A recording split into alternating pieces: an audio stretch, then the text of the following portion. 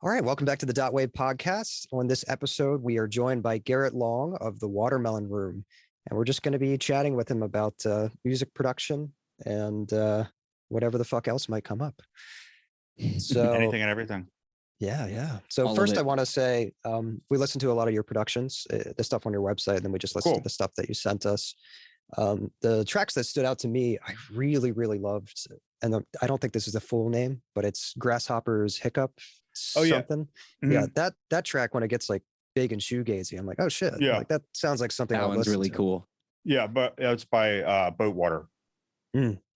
Boatwater, Yeah. nice. I think on Spotify too. Yeah. They got it released. Yeah, Very cool. Sweet. it's on Spotify. So Search that up. Yeah, Yeah, they're I awesome. really Yeah. enjoyed that, man. I thought the production was really clean on that as well.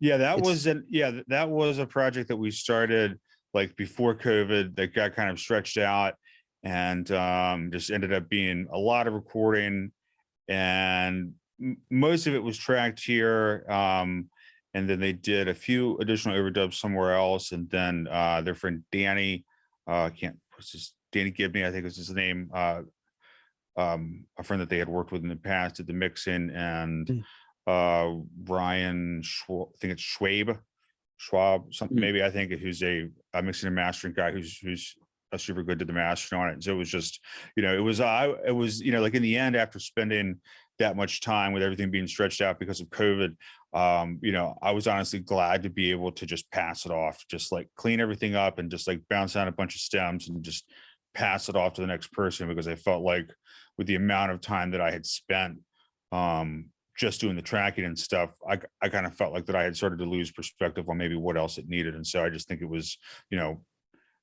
better in that case to pass off to somebody else to mix, and then, a third party for mastering as well. I think for some productions, just having a wider range of input in that way can be effective. It's not right for every production, but I think in some cases, and especially because the COVID related stuff, it was kind of nice to have, 3 sets of ears on it in that sense.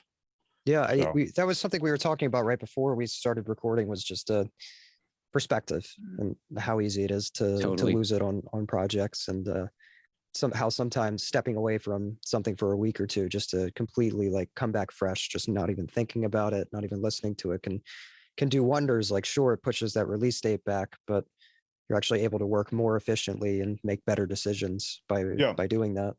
Yeah, definitely. Absolutely. Makes it way easier. Actually identify those things that might be getting kind of blurry over time. Yeah. That happens incredibly fast. Yeah.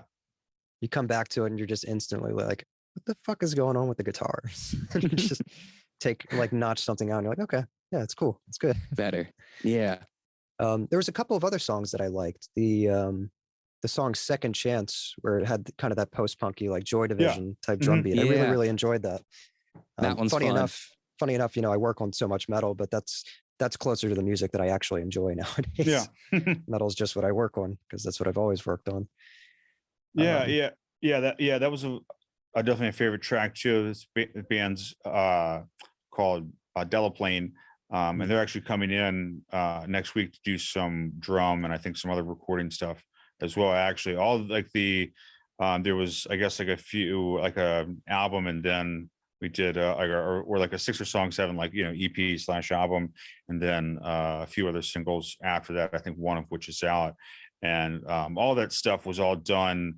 The main songwriter Nick recorded the stuff mostly in his home studio setup, or he also has like a rehearsal space of some kind that he had done some stuff as well. So, and I guess like I've worked with some different bands and artists, I guess like starting to a little bit before COVID, but especially because of COVID times and all that stuff, finding new ways to work with people remotely. And with, like home recording becoming more popular than ever because of all that, trying to find ways to like help people get better results, like to teach them, some stuff, but like not drown them in information, and be able to try to like listen to their recordings and be like, well, yeah, this recording sounds bad, but like, how can I help you improve this? Even if you only have like a cheap mic and a 2-channel focus, right? Like, how can we improve this to, like get something that hopefully I can mix and master and like turn into something that like we can be proud of, even though it's like you're not a great recording engineer. Like, hey, if you're a good musician, you can probably learn how to get a decent recording.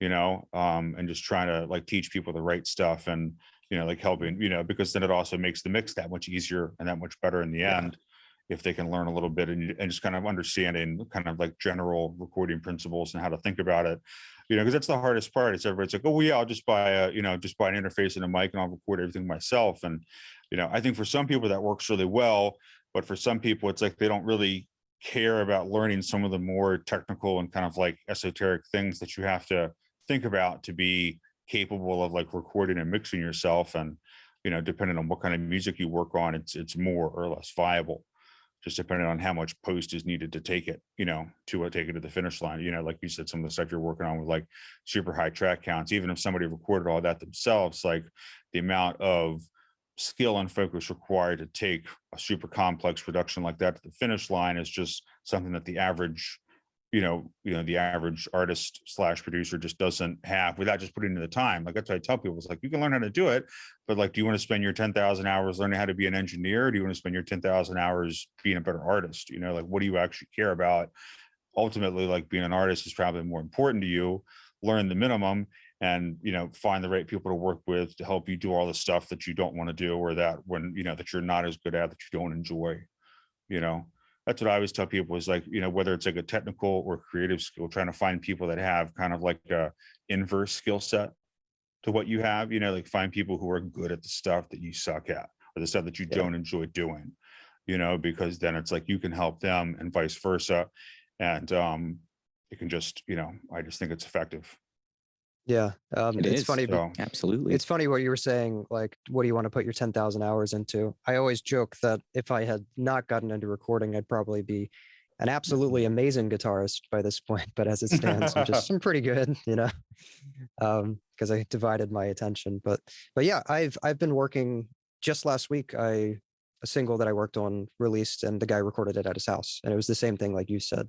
He would ask me questions, send me stems occasionally. I'd listen to him and be like, this track is a problem, and let's figure out, why it's a problem. Let's talk him through stuff like, this is muddy. Like, what'd you do to mic this up? Or, is this DI? Like, just trying to get him to think how I'm thinking. And I think you're 100% correct when it comes to high track count recordings, that the average person won't have the right perspective to make that work. Because when it comes to any production that you're a part of as an engineer, you're making like little decisions along the way that make sure these elements are going to fit together. You're not just recording stuff and hoping it all works. Yeah. Mm-hmm.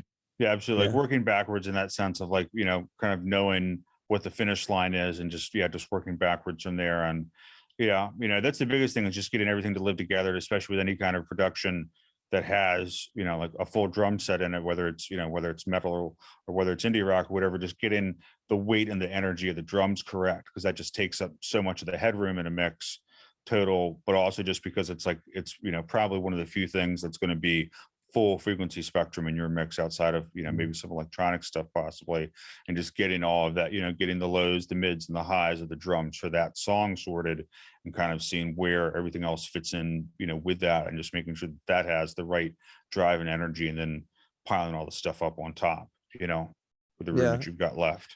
I've always thought, like, if your drums and bass don't sound good, then the song just will never sound good. Like, guitars can almost sound like anything. Like, vocals are a little bit pickier, but guitars can really almost sound like anything as long as your drums and bass sound cool. They'll probably work over top of it. Yeah. I'm dealing with that same thing right now. Oh, go ahead, man. No, go ahead. Oh, I'm dealing with that same thing right now with some subpar guitar tones, but I love the drums and bass. Granted, the drums are MIDI. I do like almost 100% MIDI, and it sounds good. I'm not super in love with the tones, but it's a little bit of love, and you kind of put them in the right space. We have a lot of synth that's kind of overpowering them. You can kind of make that stuff tuck in the back a little bit more. Kind of just be like a light melodic touch. Well, this is new for you, Andrew, because you also tend to work on metal, but this is one of the first kind of like more post-punky type tracks that you've worked on. It is. So like every time I work on a genre outside of metal, which I do a fair amount, but it is like you almost have to deprogram yourself from the metal matrix a little bit. You're like, okay, my snare drum doesn't have to just like thwack, and the kick drum doesn't have to just beat you in the chest. Like it's okay for the drums just to chill a little bit, and let especially in something like post-punk, let the bass kind of do most of the talking since it's doing the most things. Yeah, exactly. All right, let's see what questions we got here. We didn't organize these because we're stupid because we've been busy today. How's business been since COVID? I know you talked about it a little bit when it came to you're doing more online things now, but in general, how has it been? Yeah, I mean, it's been a lot better. It was, I was, still definitely growing the studio business and was doing a lot of other stuff before COVID to make money. And the studio definitely was not my main focus. Like I wanted it to be, but it just, the reality was I was not making a ton of money with it yet. And, was just doing a bunch of other things, all generally like audio related, like I said, working at Towson and doing some other stuff, doing some other like corporate AV and, some live sound. And then basically COVID hit, I lost all the other jobs, within like a 2-week time period, and was just like locked in the still for a couple of months. And, just, started working on like renovating the room and getting some acoustic treatment and, just trying to stay busy, finding ways to collaborate with people remotely, which I wasn't, most of the work that I was doing pre-COVID was mostly all local in that sense of like, I wasn't, it was pretty much all stuff that I was recording and mixing. I wasn't really, like doing doing much remote mixing or anything like that, just not consistently. So, and fortunately, because I was, I was able to survive through the early times of COVID and, stay busy and really just focus on, improving the acoustics in my room and just, was able to essentially put in, 10-hour days every day for, probably 6 or 8 months while I just kind of waited for other work to come back and, made a lot of changes here and, and so basically since since COVID started at like the end of 2020, things definitely started to pick back up. And then last year was kind of inconsistent, had some really good months, had some slower ones. And then this year has been crushing so far, really good. And, just definitely, I think just having a better feel, still trying to figure out exactly like who I am as a producer, like what do I ultimately want to do, like what do I enjoy doing the most. And I guess that's one thing you can see from like listening to the stuff. If you listen to a spread of the stuff on the first page of my site, it's like it is kind of all over the place, and I still feel like I'm not entirely sure what my identity is and what, what's the best stuff to pursue for me.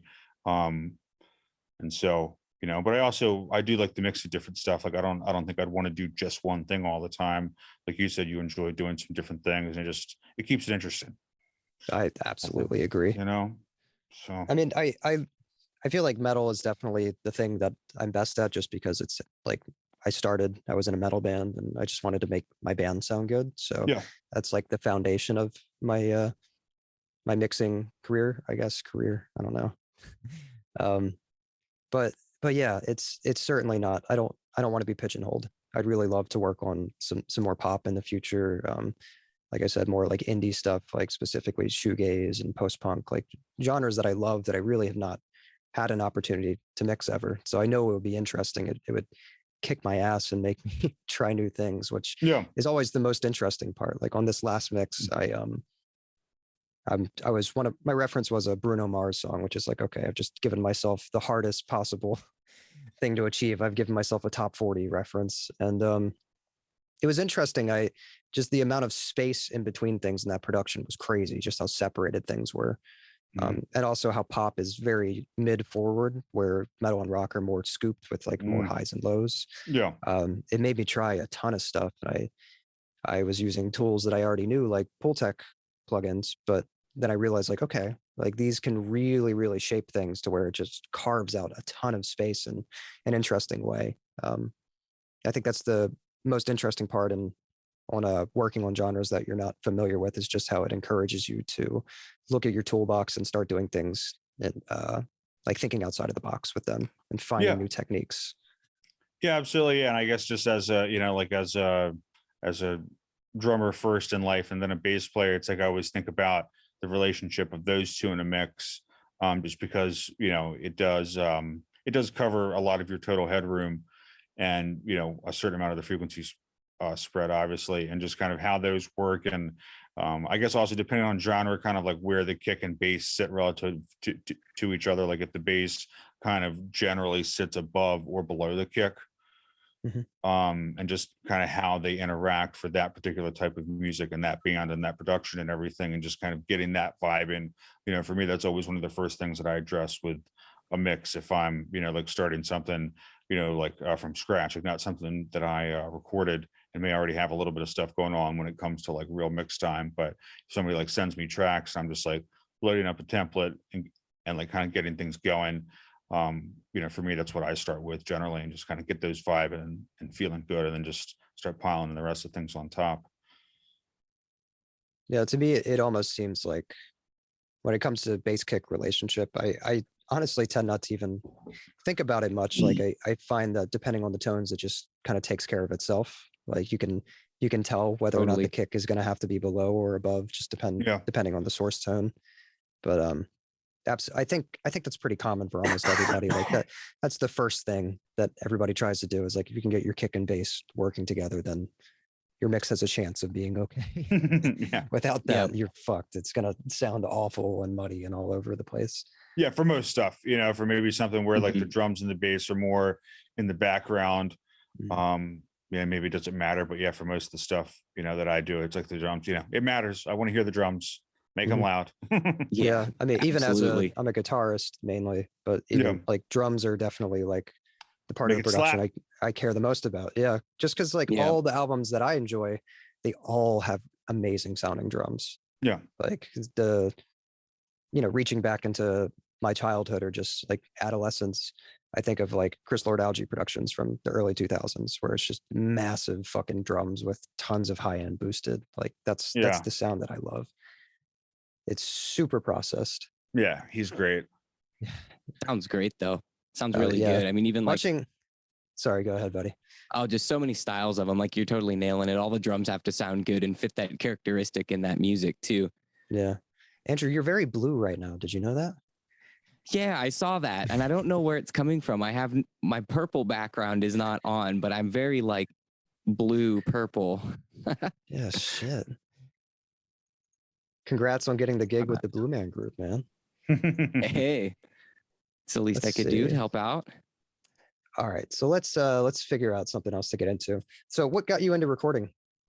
I guess initially just being interested in music, and you know, I didn't start playing drums till kind of late. I was like 13, but like grew up like, you know, like listening to a lot of music with my parents doing family stuff, and also like being exposed to a lot of like classical music at a young age. Not that I wasn't like super informed about it, but just being around it a lot. Like my grandmother owned a ballet studio in Salisbury. It's where I grew up on the shore.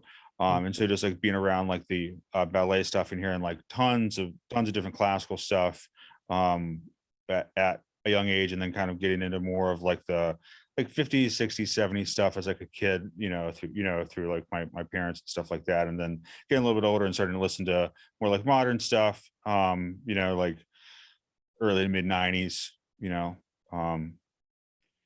and yeah, but didn't really start playing drums until I was 13. But pretty soon after that, because I had there was some kind of this karaoke machine that actually ran off of cassette, because it's old. And so I found out that you could just put a cassette in, and then I would take the microphones and just hang it from the track lighting in my bedroom, and I was like, oh, I can record myself playing drums. This is cool. And it had two mics, so I had two inputs, and you could just print it live to cassette tape. And so started, and that was probably within the first year after I started playing drums. And this was mid late 90s time, and so it's the digital stuff wasn't really available yet on the consumer market. It just wasn't. I mean, not for normal people if you're not in the know, and certainly a lot more expensive. So it's this was the best thing around. You just had to go to the drugstore, buy some cassette tapes, and could record as much as I wanted to. And all kinds of silly stuff, doing comedy skits and just kind of like the proto podcasts, like fake newscasts and all kinds of stuff, just screwing around being kids, but always just being fascinated by like, oh, that's so cool. I can capture this. And, I have like this tape that has, whatever Green Day or the Beatles or something on it. And I can listen to that, but then I can like record my own stuff and put that on a tape. Like, hey, that's pretty cool, but never really got past anything kind of casual with it. And, just like played drums in a bunch of bands in high school and did all that. And then went to college and started at a Towson and started playing bass just because it was easier to play bass in a dorm room because you could just plug in headphones to the amp and be able to play quietly versus like I had my drums, they were all stacked up like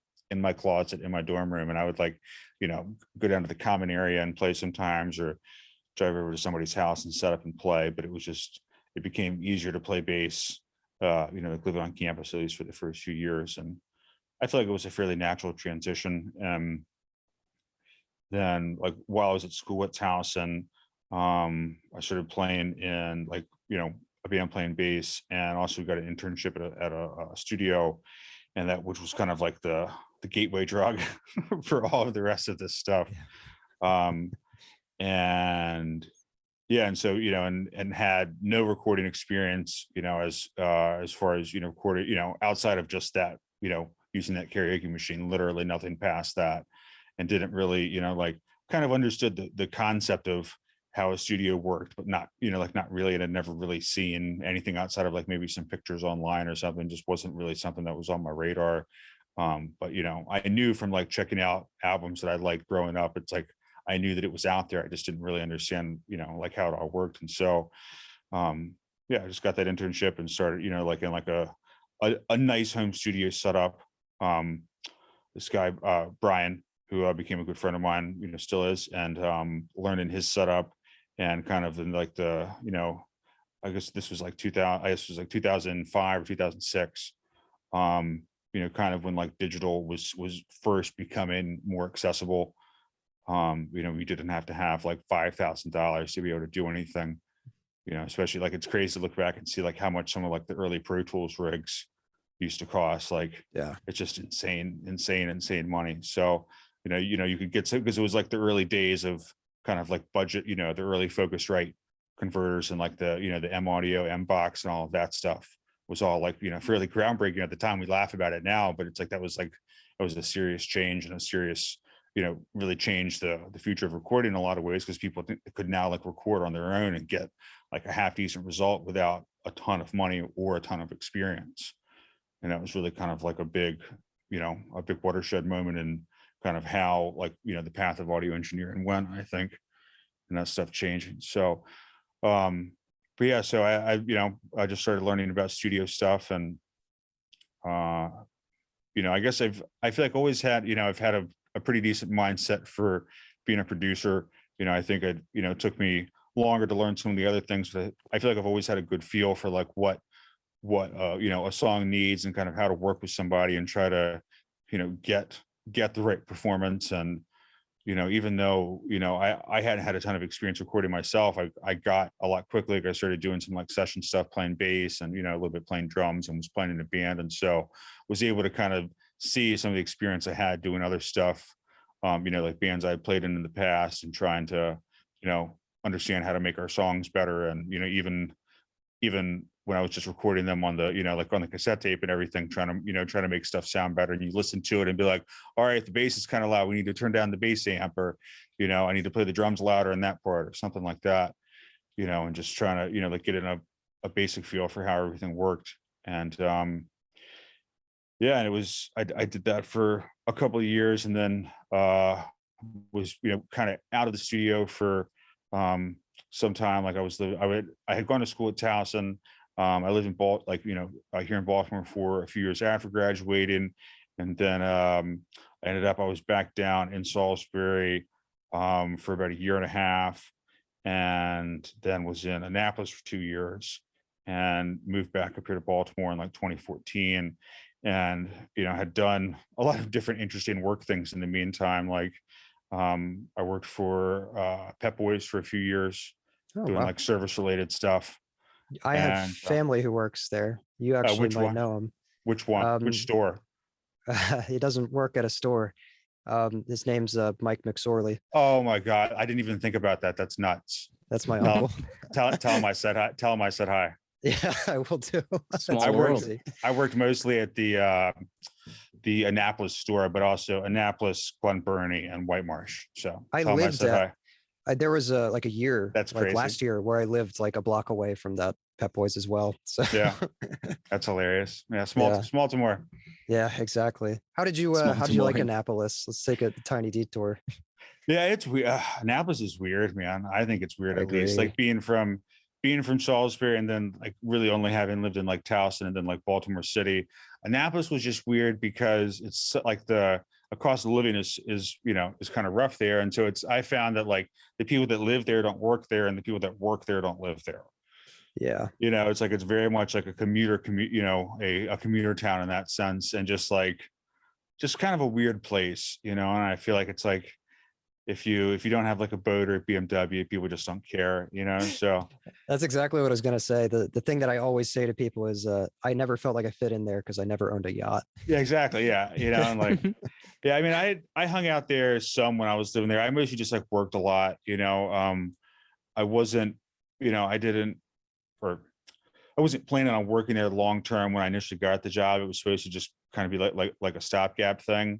I'd also done some copywriting and editing for like websites and stuff, like more relevant to my degree and everything. I'd done some of that in the past as well, which was cool. But got this Pep Boys job, and it ended up just really taking advantage of what was available, and working a lot, making a lot of money, and was finally able, had the funds on my own to kind of like build my first kind of like decent home studio setup. And so just started there, and just started building it up, and had even though I had been kind of out of the game a little bit, I had still maintained my tape op subscription. And was still like kind of mentally thinking about doing stuff. I just wasn't really in a position to, and had done a few projects like in the meantime that had kind of like reaffirmed like, hey, this is fun, like you enjoy doing this, if you're good at it, you can make some money at it at some point. It's just going to take some time to expand your skill set to the point where you can actually get paid for what you would do. Like just because you enjoy it doesn't mean you're good, that you deserve to get paid for it. You have to put in the work, and it can just take some time. So just doing that and just building, just learn as much as I can about everything, because it's kind of like it's a bunch of things you have to learn about to, just to kind of build your overall skill set, but also just get to the point where you can actually like make a living doing it is a pretty interesting process. Like looking back on it now and kind of seeing like, the growth at times over the years, and kind of like what's led me to where I'm at now. Which is funny how it all kind of fits together. So Ooh, I think yeah, I might be as far losing. as, I guess, I might be losing you guys. Give me a second. oh, hello. Hello, Oh. hello. Oh no. I can hear you guys. Clear over here. Yeah, everything sounds good. It says my internet connection No is bother. unstable. Is it laggy? It seems like Oh, it's doing no. okay for me. Might be back. It says Dude, recording on my end. We've had a lot of issues with the Verizon 5G since we switched to it. It's been kind of annoying. Yeah. So I think we're good though. We'll just keep trucking. Yeah. We'll I'll let set you that guys out. know if it's dying. Yeah. Fuck, I had a good point too. I just got distracted by everything freezing. Yeah. Yeah, that's all right. Emergency mode. Yeah, this is a field where you truly have to put in the work because it's ever Yeah. evolving. Like at such a crazy rate with technology that if you're not keeping up, like even it seems like the big names like the pros have to keep up and stay relevant and polish off their skills, or they're going to just get left behind. It's insane how much work you have to do just to even be like okay at this. It really is, man. But you hear some of them bringing. Oh, go ahead, man. Yeah, sorry, go ahead. Oh, you hear some of them bringing it up too on the Ultimate Recording Machine podcast. They'll say like, maybe I don't really prefer like working on this kind of music anymore, but I still listen to it so I can hear what's taking off and what's doing well, what kind of music, how it's mixed, and it's kind of just referencing towards what they can do in their process to stay that cutting edge like leader in that spot. Yeah, it's crazy. It's crazy because it is constantly evolving and changing. Yeah, that's one of the most fascinating parts, I think. Like Yeah. when we look at music in the last few years, I think it's really interesting that it's shifted mostly, shifted away from super clean productions of the 2010s. Metal is different. Mostly, it seems like as things like lo-fi hip hop and vaporwave have gotten popular, people are looking for more aesthetic kind of lo-fi sounding productions, which is really, really cool to me because I just like tape distortion. I like when things are kind of fucked up sounding. I think it's really exciting to my ears. Definitely. Yeah, definitely. Yeah, I love the Saturn plugin. Oh yeah, I just started using it a lot. It's good. It's Really amazing. good. Super fun. Yeah, I feel like I've just like barely scratched the surface with it. There's so like it's so deep. Like I feel like how far down the rabbit hole do you want to go with it? Like, but there's so much, and I feel like I've just like barely begun to understand like how you don't always need that much. Maybe you just need a little bit of color, but it can do a lot. So Yeah, I've been only trying had to it use for it as. Oh, sorry. Go ahead, buddy. oh so yeah, I was I've only had it for a few months, maybe four or 5 months. So just starting to get there with it. I mostly just try to use it as a like multi-band tape machine at this point, but there was one instance on the album that I'm working on at the moment where he went in DI through the back of his amp. We wanted to, instead of recording a cab in my place, because it's a bass amp, we're like, that's not going to sound that great in 8x10 in a house, like no way. So in order to add some life back to it, I just did Saturn and I just played around with, different kinds of distortions. And it's crazy how it made it sound like a real amp in like a lively sounding room, which I just didn't expect.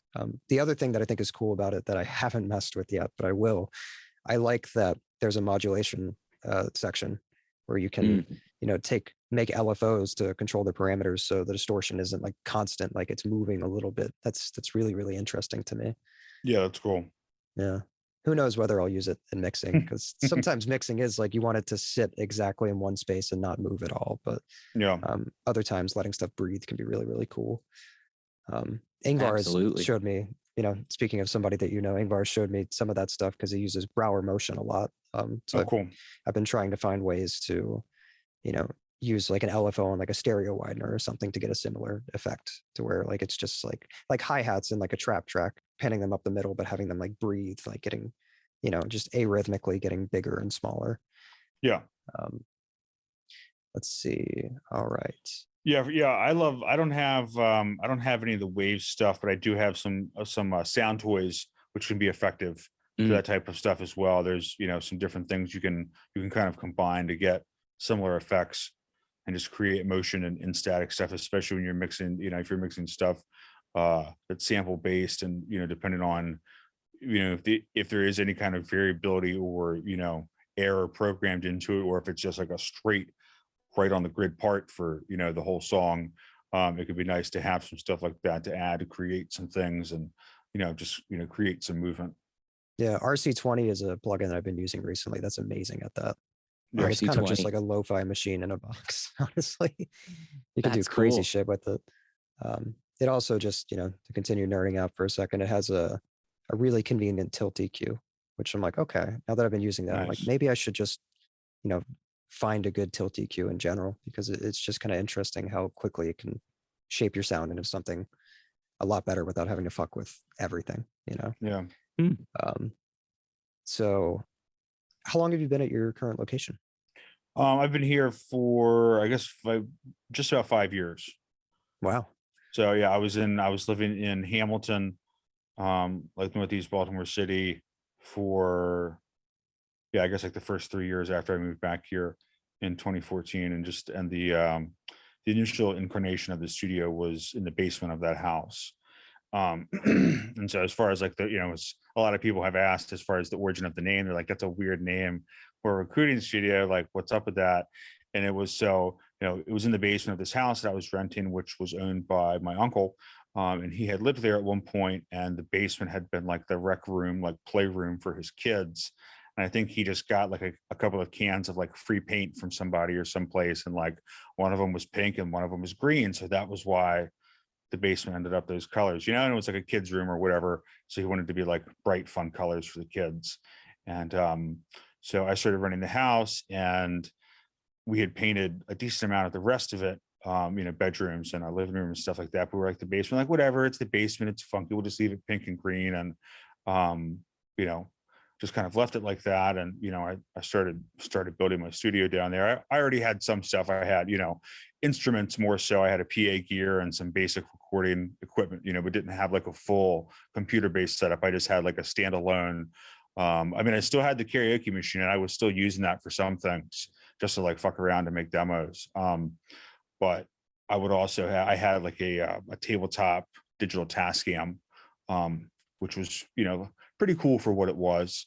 And so basically started with that, which I'd gotten a few years prior, and then, put together the PC setup that year and just started expanding and, trying to learn more and do more and, doing my, trying to work on my own things and exploring and, but, trying to find people to work with.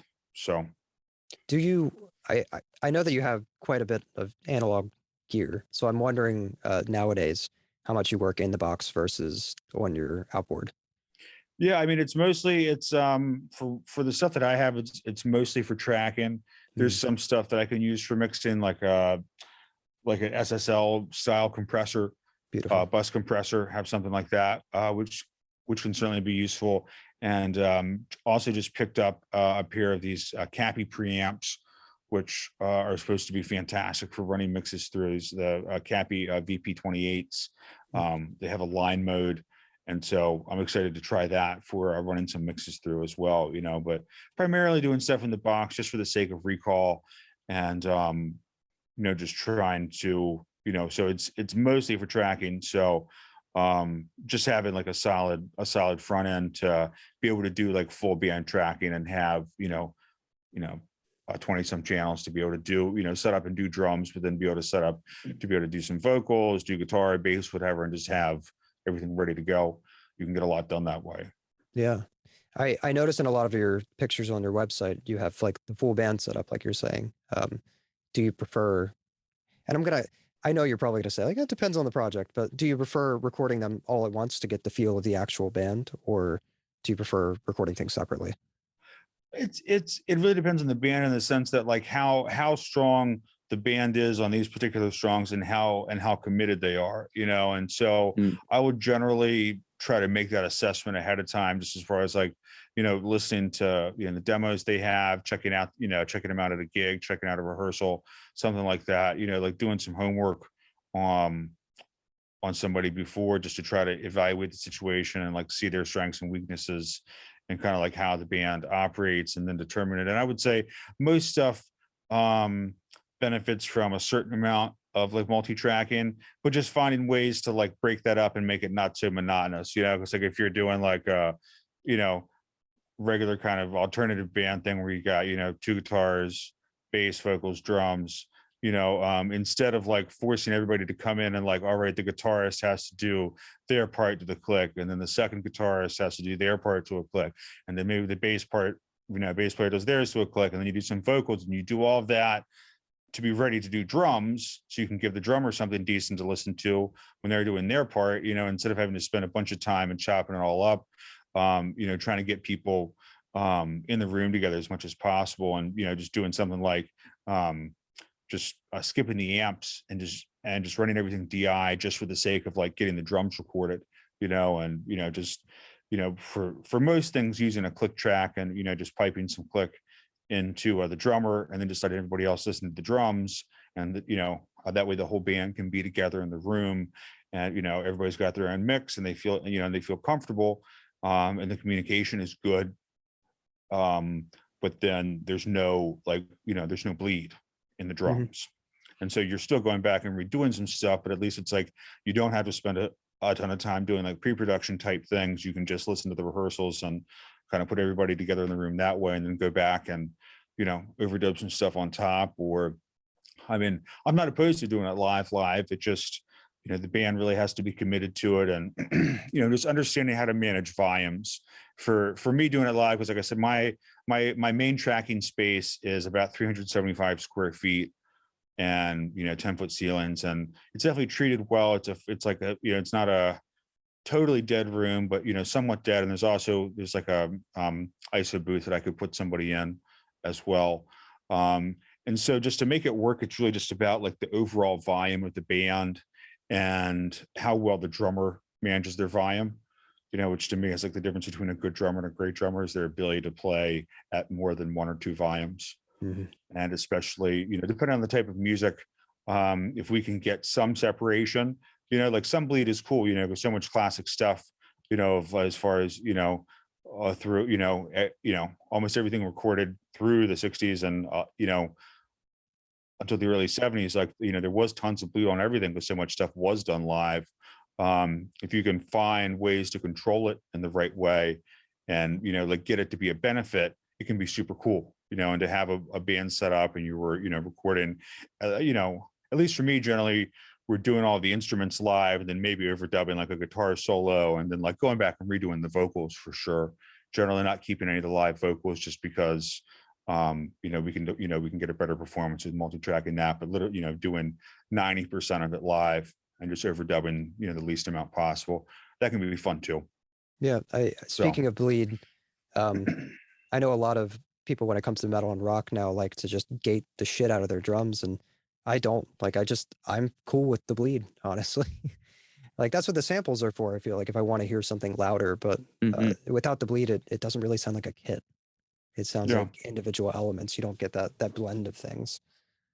Yeah, it's healthy to some degree. Absolutely. Yeah. That cohesiveness, that air in the middle, that space that it fills out. Sure, it does something great. I've never messed with it too much. And when I did get some live drums off of that Cambridge like music technology website, when I was kind of dabbling there, I'd get live drums and I would try gating them because with MIDI, I'm so used to hearing everything super isolated by itself. Unless you like implement the room, I would try and gate those live drums. And it just, obviously I didn't know what I was doing because it sounded awful. But just bringing it back in, I made it work that way just because I thought, man, you know what? Like, it's probably there for a reason. Like, I couldn't imagine they would just throw random mics up because the recordings did feel good. They didn't sound like total crap. So it had to have been something that had to work with the mix, in my opinion, that I made work at that point. I've tried like multiple techniques and I'm always trying new things. I think on this next production, I might, do gates, but I might use MIDI to control them. So it's a little bit more accurate, but we'll see. I've tried like strip gating toms. I've tried, no natural toms just with those triggered out because toms, the cymbal bleed in toms is like the worst compared to everything else. But I bet. there's always pros and cons to each. Like I noticed there was one mix where I left all the tom bleed in, like I know some older producers like to do. And sure enough, like my snare sounded amazing. Cymbals were a little out of control, but the snare sounded like the most accurate representation of that snare in that room that I've had. But like I said, pros and cons. Then you got to deal with the fact that there's a bunch of gross resonant cymbals in your toms. Every time they hit any other element of the kit, the toms are resonating as well. Kind of a pain in the ass, but I think it's cool to try new things on every production. As I'm sure you guys can all agree, because as soon as you start just stagnating, that's when you fall behind and you stop improving. Experimenting is useful, even if it's a failed experiment, I think. Yeah, of course. The quicker you can learn that these things don't work, the better. Yeah. So what type of music do you like to write in your spare time? If there's no money on the line, just things that you want to write. I've kind of had some stuff on the back burner for a while, and just kind of, I guess, giving into the pit of perfectionism and, not finishing things, unfortunately, but hoping to do more of that just as far as, I just think is, part of figuring out kind of what I want to do as far as having my own personal creative outlets, but also just kind of to help me kind of better understand like what I want to do, like as a producer and like an audio person in the studio, what kind of people, what kind of artists, what kind of bands I want to work with, so I guess most of the stuff that I have gravitated towards on my own, I would say has been, definitely some, maybe some like instrumental stuff, more of kind of like, funkier or a jazzier type thing, nothing like too dense, but just kind of like groove based stuff, somewhat somewhat lo-fi, I guess not like super lo-fi, but like some bands like I've I've written a few things down, some stuff I wanted to mention, stuff that I really dig. It's a band Sure. called Skin Shape. It's real cool. I'll write these And down. yeah, a good one. And Holy Hive, two cool ones that just kind of, kind of that Oh yeah. vibe. And yeah, and just I guess that, and it's also like some singer-songwriter stuff as well, but I guess just realizing that trying to figure out what actually sounds good for my voice, and trying to spend some time getting better at singing. But it's like it's a super low priority. Like, yeah, it'd be great to be better at it, but it's like, how much time am I really willing to put into it versus all the other stuff that I'm trying to do, as far as studio stuff and live stuff and playing drums and playing bass. It's like, it's tough to make it a priority, but I'd like to, and just try to figure out, I think, something more kind of like, I'm not really like a fan of like country, but maybe kind of almost more of like an all country thing. They'd have like a fairly low voice, and even if I like push my range up, it's still not going to be more of like a rock or punk type thing, like as much as I would, I guess, like in my head wanted to sound like. I just don't think that's like actually going to come out. So I had to figure out whatever like my natural voice is, and just embrace that, and try to work with that, and definitely try to get better at it at some point. But it's still going to be a more, I guess, probably a lower tenor range. So yeah, I've been trying to learn singing as well, and I share your frustration. I don't think my voice can do any of the things that I actually want to do with it. Yeah, exactly. It's really strange. Try and it's tune also yourself. really frustrating. Sorry, go ahead. Oh, it's really weird to try and tune yourself. Singing's a very strange thing. Whenever I try it, feels weird. As much of a perfectionist as all of us are, whenever we have a vocalist working with us, we can hear every time they fluff a note, and then when it's your own voice, you're even more picky about it. It's difficult for me because it's like, I'm good at other instruments, but I have no experience singing. So like, I'm coming from being like a good guitarist, like a passable bassist, a decent enough drummer, and then when I sing, I'm like a beginner. I am fucking horrible. So it just hurts the ego. Yeah. I feel like I at least have a decent sense of pitch. I've never, even though with most of my experience just being like drums and bass, and I mean, like some guitar, taken some guitar lessons, and have like a decent understanding and ability on guitar. This is like a rhythm guitarist, and have like a decent understanding of like basic harmony and like kind of like jazz 101. Like, I started to get into some deeper theory stuff, but at least kind of got my feet wet. I had a good teacher, and the same thing. Just need to put more time into that. Like, I'd love to be a better guitar player, but it's like, hey, no problem, just do it, just practice it, pick it up and play the thing. You just gotta dedicate time to it, just like anything else. But would definitely love to spend more time exploring that, for sure.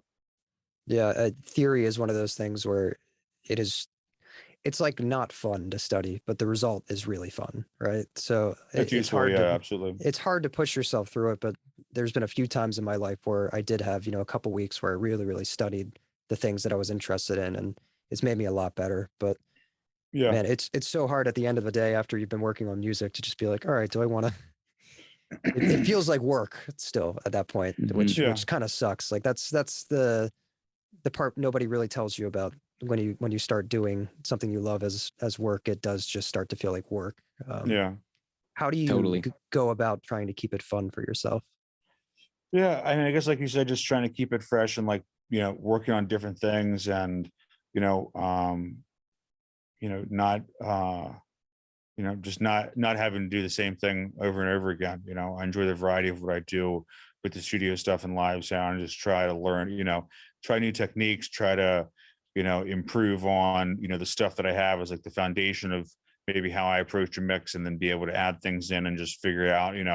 But really just trying to get into the core of like what the song is about, and just trying to support that vision, and just understanding however the production is working in this case, and just kind of like the thread that the vocal weaves throughout the course of the song, and like in any given track, like how much time there is that has a vocal in it versus no vocal, because that really kind of dictates the feel of a track, like kind of what that balance of vocal to instrumental time is, because that can vary a lot on some projects. So, and just trying to get a feel for that, and just trying to serve it, and like not get like worry about the important details, but not get too wrapped up in things, and just try to make it feel good. And obviously doing the stuff that, that you feel is important, but then depending on, the band or the artist that you're working with, how much input they give you. Because I feel like some people give you like tons and tons and tons of input, and then some people are like, oh yeah, that's not, you'll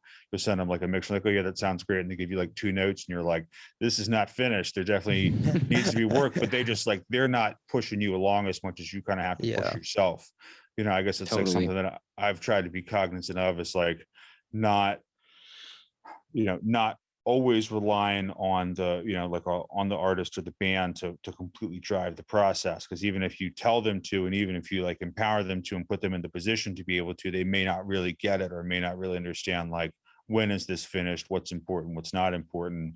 And just being able to give yourself that reference point on your own work. And as we talked about before, just like taking some time off, and not being on the grind to finish something within just a couple of days, and being willing to like work on it and take a few days to listen, and work on it some more, and take some time to listen, and check all your playback systems, check your phone, check your Bluetooth speaker, check your car, and kind of average the difference and kind of see how stuff is feeling. And maybe check out a reference mix or something if you feel like you're getting lost, and see where things are sitting, and just try to drive it home. Yeah, speaking of checking different things, I recently got SonarWorks, so I just did a mix with it. Interesting. Not sure if I love it quite yet, but it's interesting for sure. I will say, this is probably not the reason why most people use it, but it certainly has made my HS8s less harsh on my ears, which is nice. I appreciate that. I don't feel like my ears are getting destroyed after like an hour. I can work for 2 or 3 hours now, but before I need to take like half hour off or something. But it's interesting. A feature of it that I enjoy is that, it has like AirPods simulation. So you just click that and it'll make it sound like it does out of like AirPods. Like you can reference a couple of other systems, but I don't know. We'll see. I'm going to give it another month, another mix or two, I think. And then we'll see whether or not I wasted $300. Yeah. I mean, I think in concept, it's amazing. Absolutely. And I think it just depends on I think just like the program that you're working on, and your monitors and everything else, it's going to be more effective in some situations than others. And I mean, I will agree, because I do have the same Yamaha as the 8s, and they can be a little bit harsh, but they've got a decent amount of space in this room. And I find as long as it kind of forces me to keep the volume in check a little bit. Mm-hmm. And I also have like a little crappy pair of like old, like desktop computer speakers that are ancient at this point, that are probably 20 years old and kind of blown out, but are kind of like a good like R-tone emulation almost. So I use those two mainly, and then I also have on loan from a friend of mine like a set of like Polk tower speakers, which are full range. I have a sub that I need to hook up. It's not hooked up currently, but I'd like to have that just to be able to check for reference. And I use those bigger ones because they're set farther apart. They're probably like more than arm's length apart. So they're really, those speakers, I can kind of use those for mixing from like the desk position here, but it's really better for like the couch behind you, because you get a nice size triangle on the speaker. You get like real stereo image because the speakers are, whatever, 7 or 8 feet apart. Yeah. You can sit back and really get the experience of, like a real listening experience in that sense versus, it's important to check it in mono on the Bluetooth speaker, but it's not the same as like a nice pair of hi-fi speakers. Yeah. So, yeah. We have hi-fi speakers downstairs that always seem to show me things I don't want. Like every time it's always like, hey, you have more mids than you need in this track. Mm-hmm. Dude, God damn it. Yeah. Yeah. It's more of just like the truth speaker. It's not really, it's like, it sounds nice, but it just tells you everything. But then it's good to, I think it's good to bounce around some. And I don't really use headphones that much. Mm-hmm. Every once in a while, if I am, it's normally because I'm having a bad day.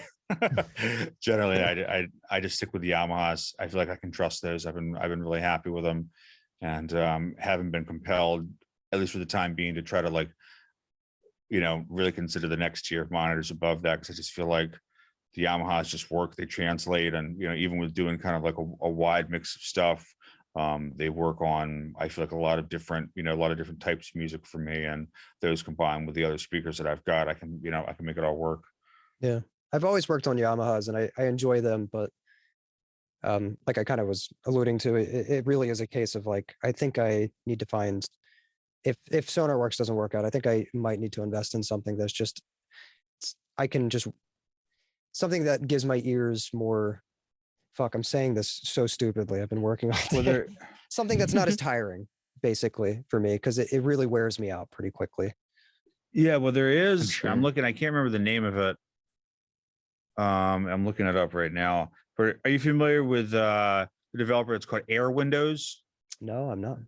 Yeah, Let's see. check that out because they have an insane bundle that's like donation based. But if you want to pay for the whole bundle, it's only $50, I think, and it's an insane amount of stuff. Some of which is kind of weird and you may not need, but they have. I'm trying to see what it is, but they have a plugin that like does different playback emulation like that. Oh, that's cool. Very Very cool. cool. And I may not be able to find it right now because there's just like the whole bundle is massive. I mean, it's got to be like over 100 things. Oh, Jesus. Yeah. And it's a lot of Wow. different like versions of stuff. Yeah, Air Windows, all one word. The guy's got a bunch of videos on his website and stuff on YouTube, and it's all super plain. It's like they all just look like the stock Reaper plugins, Yeah. Yeah. you Just know, but they basic sound, Windows. yeah, super old looking, but some of them do some really amazing stuff, and it's more lightweight in that sense because because there isn't like a big heavy complicated front end. It's just back end processing. Very cool. What is it called? I'll find it. I'll be able to I think find is it, certainly. That's cool, though. I didn't know there was a free version of something like that. It'd be really, really interesting to compare it. I'll have to find. I'll look. But they also have like some funny stuff. They have one that like emulates the EQ from like those old Mackie consoles that used to be everywhere in the 90s. You know, like something kind of obscure like that. Cool. They have some Yeah. cool, just like general console emulation type stuff. They have really good de-esser that I like better than any other de-esser. Really? They have some Okay. good tape emulation, all kinds of stuff, kind of like an Air plugin, kind of like the Slate plugin. I imagine they would sound even better now that you can oversample any plugin in Reaper. That's a Yeah. new feature I've been fucking with. It's very fun. Bring some life to like I love like Sound Toys Decapitator, but without oversampling, yeah. the distortion was starting to sound a bit dated. And now you can just oversample the shit out of it and it sounds great. Yeah. So I imagine I'll just keep using it. Free plugins. Hell yeah. That's Andrew dope. and I have been starting to work with a promotional page turned into a record label called Total Deathcore. So we got a bunch of free plugins recently from Nice. people who are sponsoring them, which is interesting. That's a first. Yeah.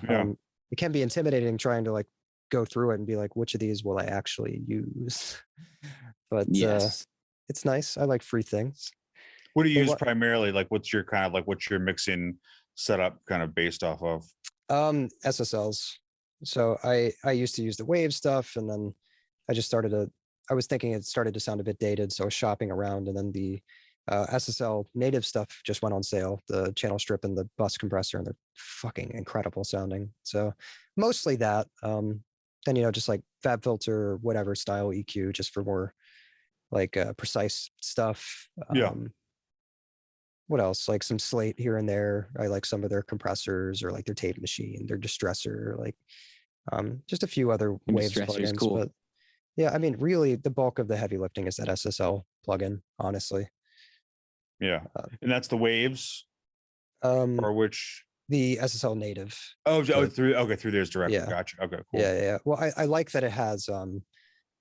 I was using CLA Mixhub, which was a Waves plugin, and the reason I started using that was because the workflow was cool in that I could have, most of my EQs and compressors right next to each other in one window, so I could do the whole mix from one window rather than having to open multiple plugins. But now SSL native did that, and it just sounds so much better.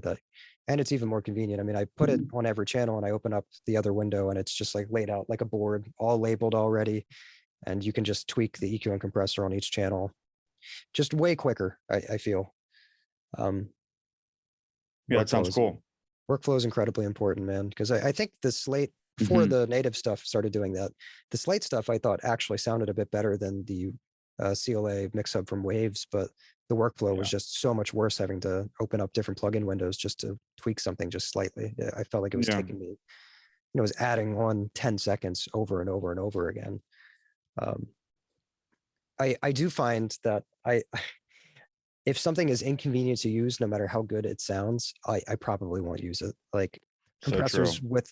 compressors without auto makeup gain, I've started to just stop using entirely if I can get away with it. Just because like I don't want to spend a minute every time making sure the levels matched. That's such a Yeah. pain in the ass. Totally. Unless it's incredible sounding, like the Get Good Drums Smash and Grab compressor that's a really, really, really good sounding plugin. So I've started to use that, but yeah. How about you? Yeah, I was using on my previous PC setup. I had been using this like older T-Rex bundle, which had a bunch of good stuff in it, and then like that combined with Sound Toys and some of the Air Windows stuff. Although I didn't really start using the Air Windows more until the last year or so. I just had like this old T-Rex bundle, and when I was upgrading my computer last year, it just wasn't worth migrating the stuff over because it was just too old. Or plugins that were just like newer versions of the same type of emulations just sounded way better just because the programming had come so far in the last 5 or 10 years compared, because these were all stuff that probably came out, around the time that I got that first setup, 2010, 2012. And so just, the programming behind all this stuff now was just, infinitely better, and stuff was just sounding, everything was just sounding better. Plugins across the board had improved so much from 2010 to 2020, stuff like Slate being available, and all the progress, all the different stuff that Waves came out with, and kind of starting to see some greater diversity among different plugin companies, Yeah. as far as what's available, and different kind of like the beginning of more of like the AI type based things, or My man. stuff like dynamic EQ, and becoming more prevalent and accessible, and really taking things forward. And so when I went with my new PC setup, I got a plugin alliance bundle, one of the bigger ones that has all the classic emulations, because I'm the same. I normally base off the SSL as well, as far as mixing pretty much for everything. I can't think of a reason not to use it, almost regardless of what genre it is. And It's just kind of familiar. Yeah. You know that the AK shelf is going to work on 90% of things. Like, yeah, it's honestly like probably one of the few single pieces of advice that I tell people super consistently. It's just like, if you want your mixes to sound better, use an SSL plugin. Like you still have to learn some stuff for sure, but like when I stopped messing around with other stuff and just started really focusing on that as like the backbone, and basically using that as my like default channel strip. And this was, I guess, the one that I had in that T-Rex bundle was probably like a J version. And in the new bundle that I had, you've got a whole bunch of different stuff, different things, but it all sounds pretty similar. But just using that as a foundation, because it's so flexible, but it's so transparent. But even if you get aggressive with it, it still just sounds, it's not like the API sound. It's not like the Neve sound. Like those have their places. And I love how that stuff works, both like in hardware versions, but also plugins as well. But like, whether it's heavy stuff, or whether it's like R&B, or whether it's an indie band, or whether it's some acoustic stuff, like the SSL sound just gets it yeah. so amazingly well. And like once I just started basing everything off that, it was amazing how much better everything I did sounded. I was like, it feels like a cheat code, like Yeah. I feel like I got a whole lot better, even though I just changed what I was using. But Yeah. When I started using SSL stuff, it was because I was interning at a studio in college, this place called Apollo Music Production that's no longer around. I ended up working there for a couple years afterwards as well. My mentor there used almost exclusively, the Waves SSL channel strip. And I had come from a world where I wasn't doing like almost any additive EQ. I was just like cutting things and being really like minimal with my compression. And then the first day at the studio, I go in, he's like, all right, let's put a, snare drum. And he just takes the AK knob and just cranks it. I'm like, oh shit. Like, okay, interesting. And Yeah. I've kind of tried to live by that now, just like being really ballsy, making really, really big additive EQ moves into compression. I feel like that was a huge like game changer for me. That got my mixes sounding way closer to what I actually wanted to hear. yeah, 100%. Yeah. And it just has a certain tonality that allows you to be aggressive. And it was something, hearing Chris Wadowski say the same thing here, and I got to hear him talk a few times at the AES conference that they do in New York every year. Yeah. A Mix with the Masters programs would like bring all those guys in, and they would just talk for free, and you could ask them questions just like for That's free. cool. You know, it had some amazing experiences with that, and I'm super stoked about going. Definitely mark your calendars if you're available in October. It's at the Javits Convention Center in New York, and I don't know with, you know, I guess we'll have to see kind of what the state of COVID is with things. But you know, in the past, I mean, like Eddie Kramer was there, Chris Wadowski, Michael Brower, Big like names. Chad Blake, like you name it, you know what I mean? Like an insane list of people. And because it's like, it's mostly a trade show. And so it was basically just like a big trade show booth for Mixed with the Masters, you know, but the fact that they were able to get all of these people in there, like all just a stunning array, like, you know, Jack Joseph Puig, what's I you know, just like all the way, you know, like all the people that have Waves plugins, all those people were there. You know, That's like crazy. Eddie Kramer was right in front of me, like you know, like it's just it's incredible. So, and that was one of the, I guess like one of the first times that I really started to pay attention more to the SSL stuff. And kind of get it where he was like, yeah, you can just like jam it and put some crazy, you know, whatever 10 dB boost at 8K. Yeah, maybe 10 dB is too much, but you know, it's like it really brings things out, and you can be kind of like, it feels more aggressive, but really bring out the character and detail of stuff while still keeping it natural. You know, and just that, and just the sound of that, you know, like VCA compressor, I think, versus, you know, it's a lot of times with a compression, it can be easy to get wrapped up in the stuff that has more color and character, you know, like a Fairchild or a 76 or 2A, and like all that stuff is great, but it all, you know, it's like it's less flexible, you know, versus just like that good old classic SSL handle strip compressor. Like, man, that thing sounds good. Well, it's nice with the VCA compression that it was like the original auto makeup gain compressor. Like, so just workflow is way easier. Super snappy on drums. And I like that there's less controls. Like, honestly, I don't have to set the attack. I don't have to set the attack. Like, cool. That's you know, makes it twice as easy to use compared to plugins where I have to just attack, hold, release. Like, I love options, but option paralysis is fucking real when it comes to this stuff. Absolutely. Give me 3 knobs. Yeah. Yeah. So I love the deep. Yeah. Sorry, go ahead.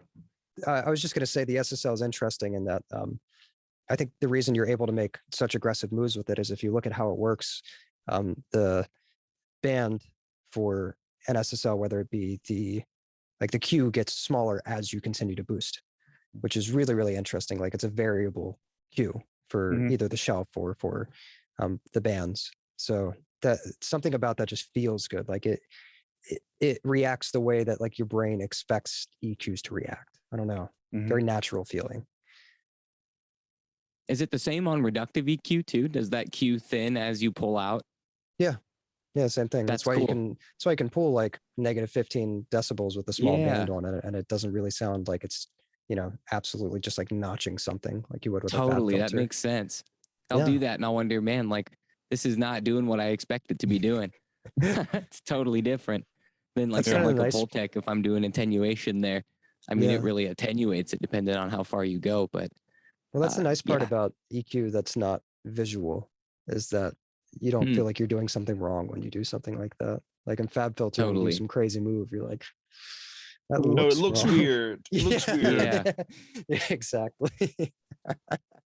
I heard that from Jordan Valeriat one time, where he's talking about making bold boosts, and maybe not bold cutting, but just it was kind of like the blind test, sort of like make that boost, but like look away from your screen when you're doing it. And that can help. And that really helped, like just get me more confident in making those moves, because I would always be like lacking something in some way. So it's like, screw it, dude. I'm just going to try and boost it and see what happens. And shit, it sounds good. It sounds good. It doesn't matter if it's like 15 dB or whatever. Sometimes it's got to be incredible. Some big boosts. Maybe not overall 15, but a collective. Sometimes with the SSL, it's funny. Like, you boost it and you're like, that doesn't sound good. And the solution is to keep boosting, like 4 more dB sometimes. And then all of a sudden it works. Like I tell that to people all the time when it's just like buddies who are trying to get into this stuff.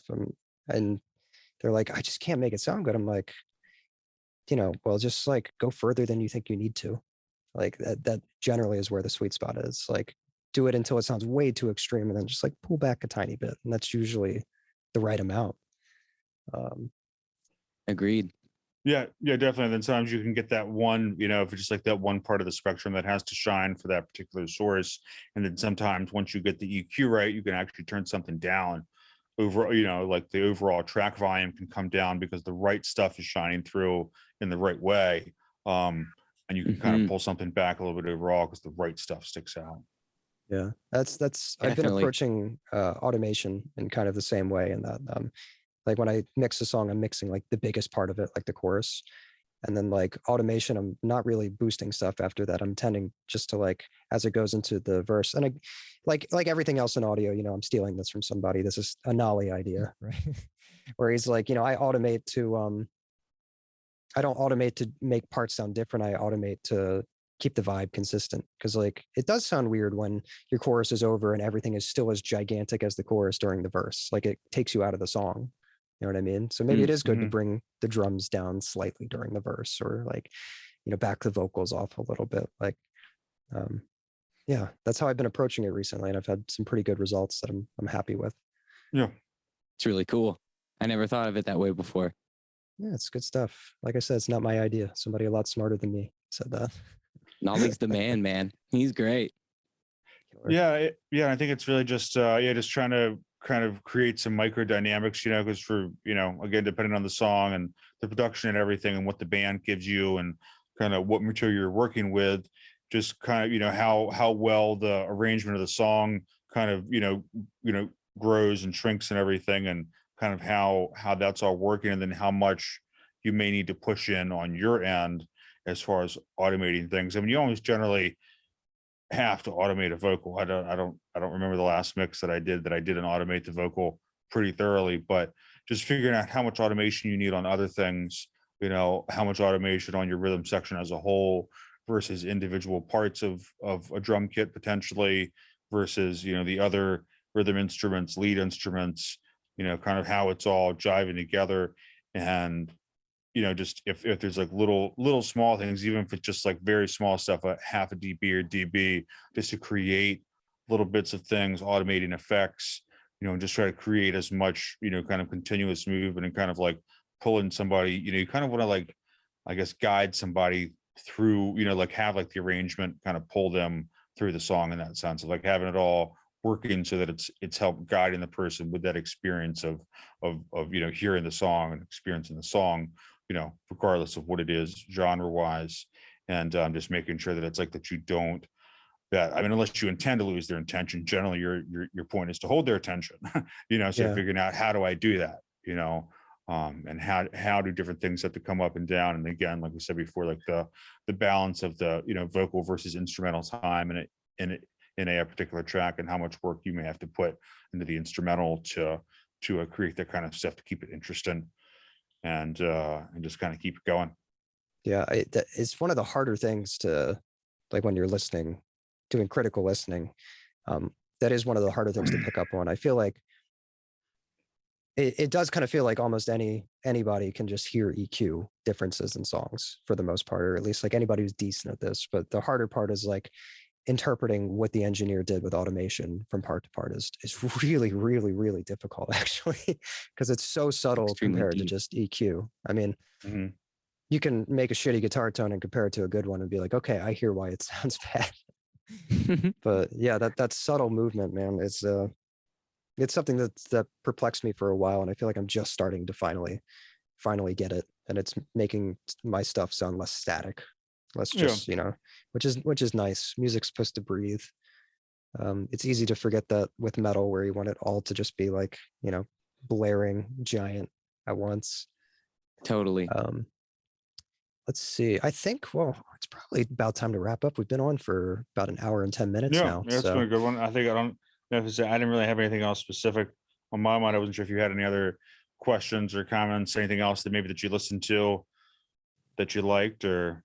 I think the only last thing we'll ask you is just, do you have anything to plug, anything that you're doing right now that you want people to be on the lookout for? I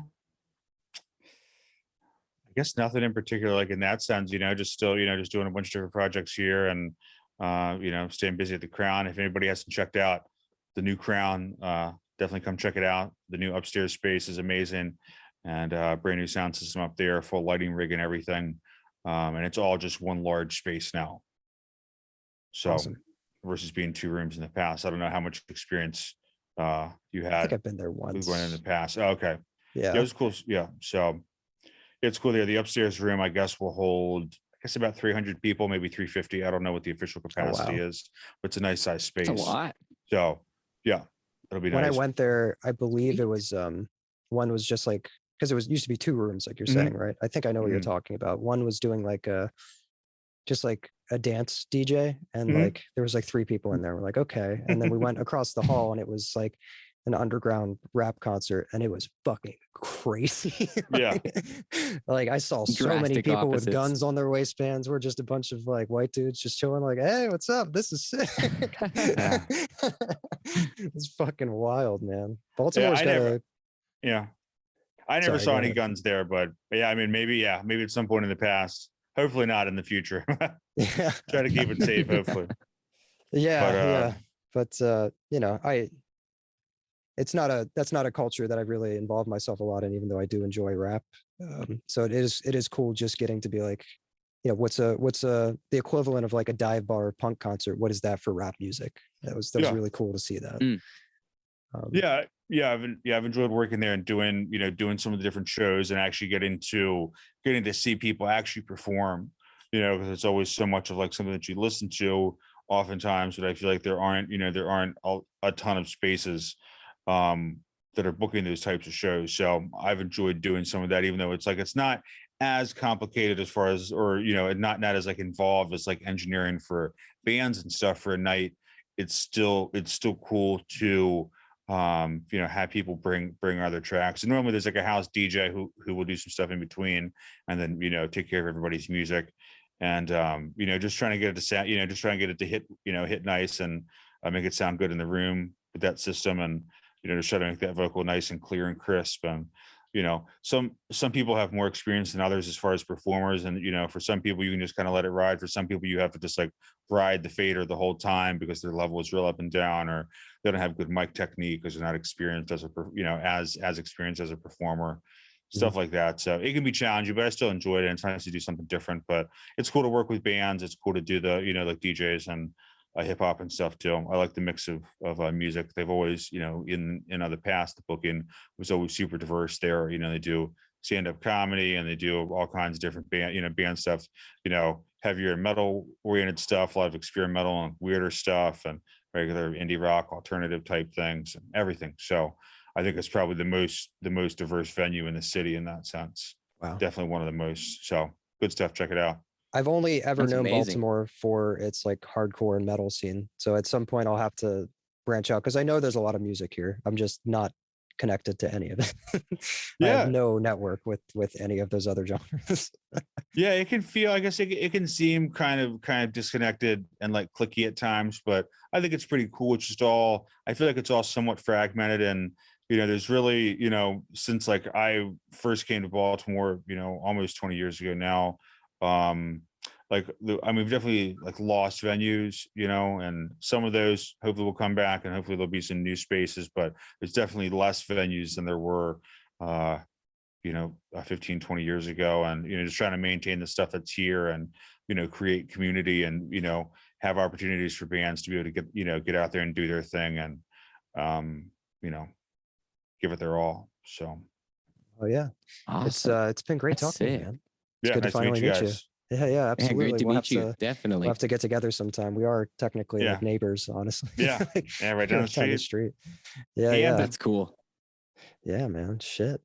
Well, okay. It's been a pleasure. We'll see you guys next week. Thanks for joining us. Who's our next guest? I forgot. I don't know. I have him on a calendar.